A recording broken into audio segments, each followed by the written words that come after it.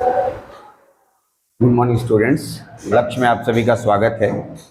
मैं अभी आप लोगों को थर्ड सेमेस्टर इलेक्ट्रिकल और थर्ड सेमेस्टर इलेक्ट्रॉनिक्स ब्रांच के लिए एक टॉपिक है। थर्ड सेमेस्टर इलेक्ट्रॉनिक्स में पढ़ना है EDC, electronics device and circuit, और थर्ड सेमेस्टर इलेक्ट्रिकल में पढ़ना है fundamental of basic electronics and digital electronics. इसमें एक टॉपिक है, उसका नाम है फेट। ठीक है, साफ साफ लिखा है इम्पॉर्टेंट क्वेश्चन और फेट, और इसी में एक छोटा सा टॉपिक अटैच कर दिया है, उसका नाम है यूजेटी। तो इन दोनों टॉपिकों पे आज हम इन दोनों जो छोटे टॉपिक है, बहुत सारे स्टूडेंट का डिमांड है कि सर इससे इंपॉर्टेंट क्वेश्चन कैसे पूछेंगे एग्ज़ाम में, ये हमें थोड़ा सा ब्रीफ कर दीजिए। तो मैंने जो क्वेश्चन आपके सामने रखा है, ये मैं अपने एक्सपीरियंस के आधार पे दे रहा हूँ। मेरे एक्सपीरियंस के आधार पे आप जा सकते हैं और भरोसा कर सकते हैं, पढ़ सकते हैं।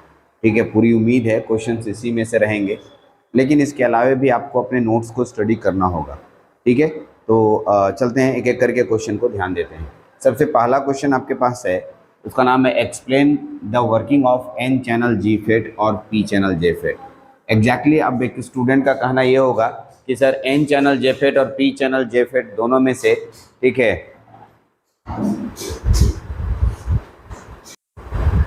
तो एन चैनल जे फेट और पी चैनल जे फेट दोनों दे दिया। बहुत सारे स्टूडेंट ये कहेंगे, तो ऐसा है कि आप क्या करें, ठीक है, कि सर एन चैनल और पी चैनल दोनों जो आप दे रहे थे, दोनों दिए हैं, तो आप सर कोई एक को पढ़ लीजिएगा ना, तो दूसरा अपने आप समझ में आ जाएगा।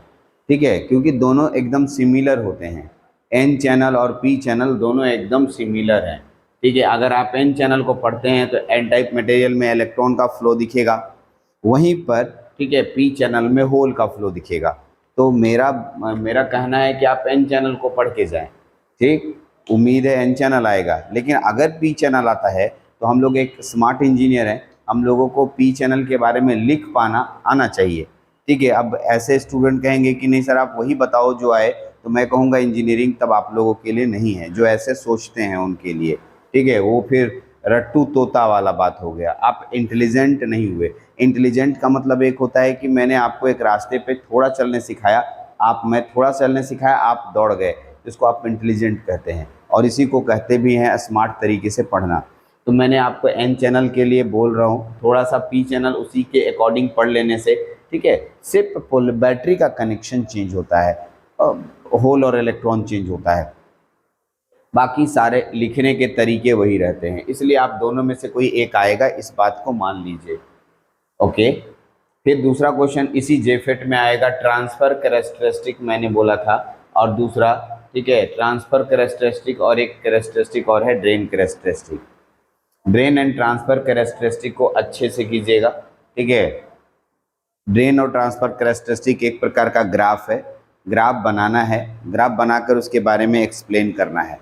3 या 4 पॉइंट होते हैं, आराम से आप एक्सप्लेन कर सकते हैं। ठीक, तो आराम से इसको, ये भी आपका एक इम्पॉर्टेंट क्वेश्चन है। जेफेट से मैं 2 ही क्वेश्चन निकाल रहा हूँ। ठीक है, जेफेट से मैं 2 ही क्वेश्चन दे रहा हूँ आपको, शॉर्ट क्वेश्चन एक और आएगा, लेकिन जेफेट से मैं 2 ही क्वेश्चन दे रहा हूँ, आप इसको अच्छे से स्टडी कर लें। मैंने पैरामीटर्स भी आपको पढ़ाया है, लेकिन मेरे अनुसार से आप पैरामीटर्स को अभी आप नहीं पढ़ें। ठीक है, पैरामीटर से क्वेश्चन देने की संभावना नहीं है। अगर आप पढ़ लेते हैं, मैंने ईजी तरीके से याद करने का तरीका बताया है, पढ़ लेते हैं, घाटा तो नहीं होगा, आप और स्ट्रॉन्ग जोन में रहेंगे, लेकिन इंपॉर्टेंट क्वेश्चंस के कैटेगरी में नहीं है। आइए, explain the working of N channel D MOSFET with characteristic. आपको याद फिर बता दूं, अगर मैं एन चैनल डी मॉसफेट और, ठीक है, एन चैनल, यहाँ गलती लिखा गया, पी चैनल लिखा गया, एन चैनल कर दीजिए, एन चैनल, अच्छा दोनों एक ही हो गया ना, मिस्टेक हो गया। ठीक है, एन चैनल ई मॉसफेट कर दीजिए, यहाँ पर एक डी मॉसफेट और एक ई मॉसफेट, दोनों में से एन चैनल को ही मैं मान के चल रहा हूँ कि एग्जाम में देंगे। कैरेक्टरिस्टिक के साथ कीजिएगा, एन चैनल डी मॉसफेट और एन चैनल ई मॉसफेट दोनों के कैरेक्टरिस्टिक के साथ कीजिएगा। एक है डी मॉसफेट और एक है ई मॉसफेट, दोनों के एक एक का ऑपरेशन सीख जाइएगा। अगर एन चैनल का, तो पी चैनल अपने आप बन जाता है। ठीक, इसको भी आप कर सकते हैं, दोनों में से कोई एक। ऐसे मैं दोनों को इम्पॉर्टेंट मान रहा हूँ, दोनों के दोनों इम्पॉर्टेंट है, क्योंकि एन चैनल में ये नहीं पता कि इन्हांसमेंट टाइप देगा, ये नहीं पता कि डिप्लीशन टाइप देगा, तो दोनों में भी हमने लाइव क्लास में भी बताया आपको कि अंतर बहुत ज़्यादा है नहीं, और अगर आप मेरा वीडियो देखे होंगे तो कोई भी लगेगा कि नहीं सर अंतर बहुत ज़्यादा है नहीं, दोनों में सेम ही बताया गया है। और जो ऑफलाइन पढ़े हैं उनको तो खैर परेशानी होने की बात ही नहीं आनी चाहिए, क्योंकि वो लोग ज़्यादा बेटर तरीके से हमारे साथ क्वेश्चन आंसर करके पढ़े हैं। तो तीनों लोग बढ़िया हैं अपने से। इसका मतलब हो गया जो आपके पास एन चैनल डी मॉस्फेट है और एन चैनल ई मॉस्फेट है, इन दोनों को अच्छे से कर लीजिए। एक लास्ट क्वेश्चन मेरे पास होगा जो कि आपके एग्जाम में आने की पूरी संभावना है, यूजेटी का। ठीक है, ऑपरेशन आएगा बाबू, वर्किंग या ऑपरेशन। बहुत सारे स्टूडेंट को ये कंफ्यूजन रहता है वर्किंग या ऑपरेशन। तो explain the working of N channel E MOSFET with characteristic. ठीक है, sorry explain the working of UJT with equivalent circuit with its application. 4 या 5 एप्लीकेशन मैंने लिखाया है, वो एप्लीकेशन लिखना है, एक्सप्लेन नहीं करना है। और इसका एक्सप्लेन क्या करना है कि सर यूजेटी का इक्विवेलेंट सर्किट बनाकर उसका जो वर्किंग होता है उसको एक्सप्लेन करना है। तो ये एक इम्पॉर्टेंट क्वेश्चंस में से है। मैं इसको मोस्ट वीवीआई, ठीक है, मतलब वीवीआई मैं उसको बहुत ज़्यादा मान सकता हूँ। इन दोनों में से एक क्वेश्चन रहेगा, ये बात तय है। इन दोनों में से एक क्वेश्चन रहेगा, ये बात तय है। ठीक है, एकदम क्लियर कट मैं बता रहा हूँ। ठीक है, तो आप इस तरीके से स्ट्रैटेजी बना के पढ़ें कि आपको कोई क्वेश्चन छूटे नहीं। ठीक, ये था फेट मॉस्फेट के लॉन्ग क्वेश्चंस। मैंने शॉर्ट क्वेश्चंस बनाए हैं। शॉर्ट क्वेश्चन तो किसी हालत में छूटनी ही नहीं चाहिए। छोटा आंसर होता है, आराम से समझ में आता है और लिख भी पाते हैं। रट्टू तोता वाला पढ़ाई नहीं। फिर से बोल रहा हूँ, इंजीनियरिंग साइंस है, इंजीनियरिंग साइंस है। अगर अभी भी आप उस दुनिया में जी रहे हैं कि रट के पास करने के लिए या फिर इस तरीके की चीज़ें जो समझ नहीं पाते हैं, तो मैं बोलूँगा समय निकलते चला जाएगा। कुछ बच्चे ये सोच रहे हैं कि नहीं हम लोगों को, ठीक है, हम एग्ज़ाम के बाद बाकी को स्टडी कर लेंगे, अभी एग्ज़ाम पास कर लेते हैं। बाबू अभी आप फिर एग्ज़ाम के बाद तुरंत बैच स्टार्ट हो जाती है, तुरंत क्लास शुरू हो जाती है, और इसकी वजह से, ठीक है, आप पीछे की पढ़ाई शुरू नहीं कर पाते हैं। और आप इंतज़ार करेंगे पीछे के लिए तो हम लोग के पास उतना बड़ा समय रहता नहीं है। इस 2 महीने के टाइट शेड्यूल में सिलेबस को कैसे कैसे किया गया है। ठीक है, अब सोचिए हम लोग के पास कम से कम 3.5 महीना नहीं रहेगा तो हम बच्चे को अच्छे से नहीं पढ़ा सकते हैं। तो इस तरीके से कम 3.5 महीना दीजिएगा तो एक टेक्निकल एजुकेशन बिना प्रेशर के ढंग तरीके से आपको पढ़ाया जा सकता है। लेकिन अगर अभी बोलिएगा कि 2 महीने में भी सब खत्म करो तो प्रॉब्लम होती है। चलिए, तो यहाँ पर आते हैं 2 शॉर्ट क्वेश्चंस पे। Right the difference between depletion type and enhancement type MOSFET. Depletion type और इन्हांसमेंट टाइप मॉस्फेट में डिफरेंस करने आएगा, मतलब इसको मैं वीवीआई यानी मोस्ट वीवीआई के कैटेगरी में रख रहा हूँ। ठीक, how JFET MOSFET act as a switch.